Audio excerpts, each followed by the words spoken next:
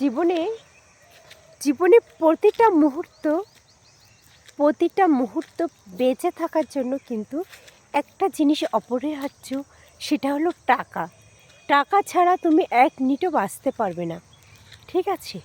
টাকাই তোমাকে জীবনের শান্তি এনে দেবে, জীবনকে সুস্থ রাখবে, তোমার জীবন পরিবহন করা যাবতীয় যা কিছু দরকার, জীবন ধারণ করার যাবতীয় যা কিছু দরকার সবটাই কিন্তু তোমার টাকার দ্বারাই হবে।